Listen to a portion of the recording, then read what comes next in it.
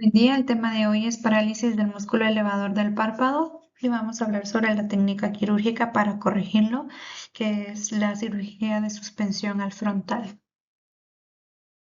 Cuando el elevador falla, el frontal asume la elevación. La suspensión al frontal crea una conexión mecánica entre el tarso, párpado y el músculo frontal. El paciente aprende a elevar el párpado mediante la contracción del frontal. ¿Cuál es el objetivo de realizar esta cirugía? Pues liberar el eje visual, reducir la postura compensadora del mentón y proteger el desarrollo visual, lograr altura, contorno y simetrías aceptables.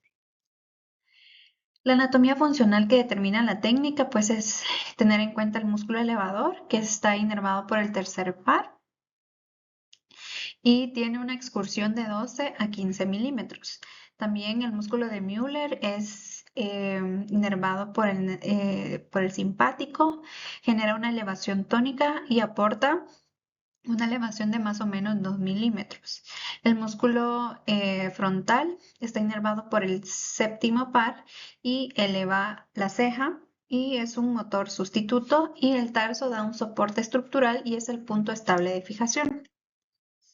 Cuando hay parálisis del músculo elevador, hay que definir las causas.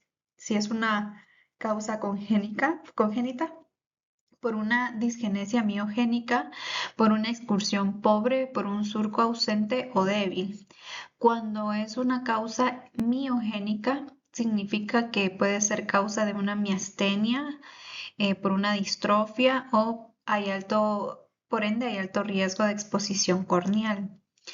Em, Cuando es de una causa neurogénica, estamos hablando de que el tercer par está abolido, puede haber síndrome de Horner o sinequias de Marcus-Ghosn. Si es por una causa traumática, hay una lesión muscular, nerviosa o cicatrizal. La anatomía puede ser variable. Para evaluar la función del músculo elevador, debemos tomar en cuenta el MDR1, que es el reflejo corneal y borde superior. Normalmente debe de medir de 4 a 5 milímetros. También tenemos que tomar en cuenta la función del elevador. Debemos bloquear la ceja y ver cómo se comporta la supraversión o infraversión. Cuando hay una función mala del elevador, tenemos menor a 4 milímetros. La altura de la hendidura la medimos desde la posición primaria y mirada inferior, y vamos a comparar ambos ojos. El fenómeno de Bell, se ve una rotación superior al cierre forzado. Acá se predice que puede haber una exposición corneal. Y el cierre y la superficie vamos a valorar cuando cerramos el ojo. Si el paciente tiene lagoftalmos, en la superficie ocular vamos a ver la ruptura de la película lagrimal con el BUT, y si hay tinción o no con fluoresceína, y la sensibilidad corneal. Esto va a modificar la meta quirúrgica. Antes de operar, debemos de descartar señales de alarma, por ejemplo, variabilidad o fatigabilidad. Debemos considerar miastenia gravis. Si hay diplopía, anisocoria o limitación motora, debemos evaluar el tercer par. Si hay tosis con miosis, investigar el síndrome de Horner. Si hay un cierre débil, debemos ver si hay parálisis de Bell. Vemos el estado de la córnea por el alto riesgo de exposición. Y en niños vamos a ver la refracción, la ambliopía, estrabismo y tortícolis. Recordemos que no toda tosis severa es una indicación inmediata de SLA. La suspensión frontal se reserva para entonces el músculo elevador, que tiene una función pobre. Las indicaciones principales es una tosis severa con función de menos de 4 milímetros, una tosis congénita simple, síndromes miogénicos seleccionados, tercer par con elevador no funcional y cirugía previa fallida. Las precauciones o contraindicaciones para realizar esta cirugía es tener un frontal no funcional, una queratopatía por exposición, un velo ausente o muy pobre, una enfermedad progresiva con cierre débil y expectativas cosméticas no realistas. El material que se utilice para para hacer la suspensión al frontal va a definir la durabilidad, los ajustes y las complicaciones que podríamos enfrentar. Si utilizamos un material de fascia lata autóloga, este pues es bastante duradero a través del tiempo, tiene bajas recurrencias y la limitación es el sitio donante. El silicón o silicona tiene la ventaja que es elástica, ajustable y es útil en miopatías. Las limitaciones es que causa recurrencias, extrusiones o granulomas.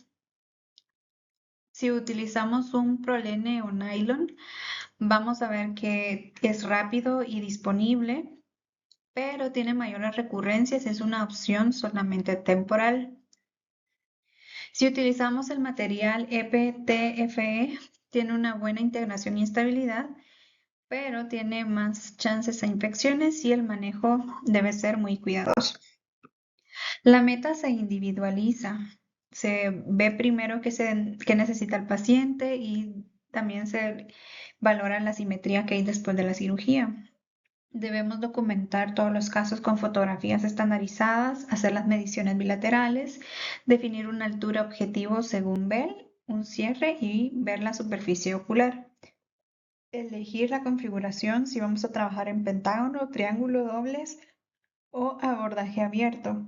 Decidir la unilateralidad versus la bilateralidad según la etiología y simetría. Y explicar la oftalmos inicial y la necesidad de lubricación o revisión. La técnica quirúrgica va a iniciar vamos a marcar 5 puntos que controlan la altura y el contorno. Como primer paso, las 3 incisiones palpebrales van a ser medial, central y lateral de 2 a 3 milímetros sobre el borde o mediante la incisión del pliegue. Después, 2 a 3 puntos supraciliares deben estar alineados para reproducir un pentágono o doble triángulo. Y el punto número 3 se necesita hacer un punto frontal superior que permite unir, ajustar y enterrar los extremos del sling. El pliegue palpebral debe ser una marca simétrica y puede requerir formación o refuerzo. Pues el paso 1 es preparar el plano de disección. Debemos preparar al paciente con anestesia general en caso de los niños y anestesia local con sedación en adultos seleccionados. Debemos realizar una protección corneal y antisepsia rigurosa, realizar una incisión cutánea con una hoja de bisturí número 15 y hacer una disección Roma. Con las tijeras Stevens, crear túneles en plano suborbicular, evitando penetrar el septum. Luego debemos preparar el bolsillo frontal superior para alojar el slip o nudo.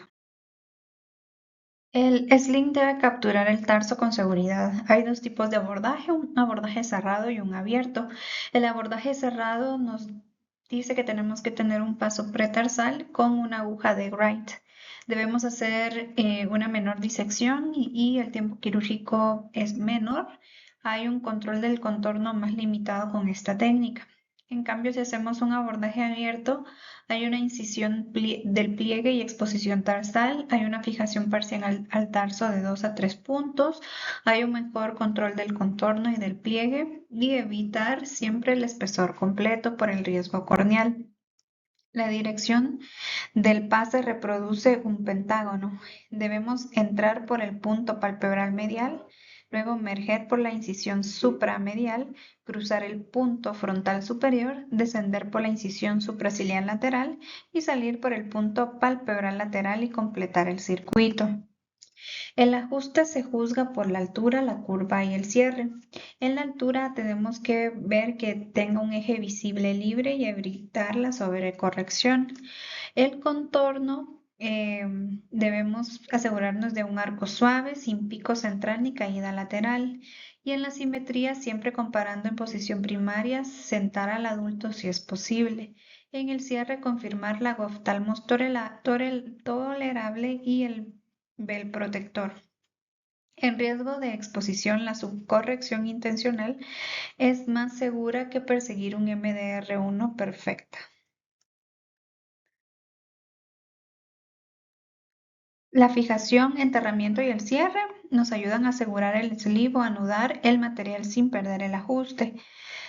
Debemos dejar la longitud suficiente para la futura revisión si se utiliza silicona, enterrar el implante en un bolsillo frontal profundo, crear o reforzar el pliegue palpebral cuando corresponda, cerrar las incisiones, aplicar un ungüento y proteger la córnea. En el posoperatorio debemos proteger la córnea mientras se adapta el cierre.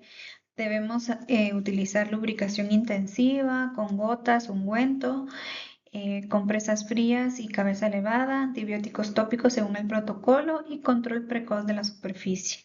Los signos de alarma es si vemos dolor o fotofobia creciente, un defecto epitelial, una secreción o exposición del implante, asimetría brusca o pérdida de la altura. Las complicaciones se previenen desde la selección. Vemos la exposición corneal.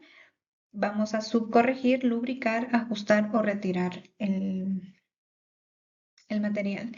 Si hay recurrencia, debemos reajustar o reemplazar el sling. Cuando hay granuloma o infección, utilizar antibióticos o drenar o retirar el material. Si hay extrusión, vamos a hacer un enterramiento profundo, retirar si está expuesto, si hay un mal contorno o asimetría, revisar tempranamente el vector o tensión. Y en entropión debemos corregir el plano de fijación y el pliegue.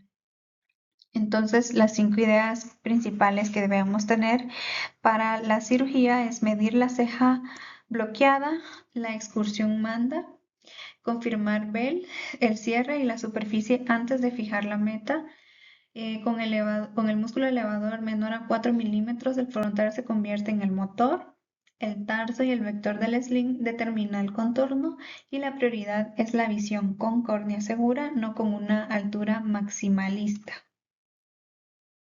Gracias.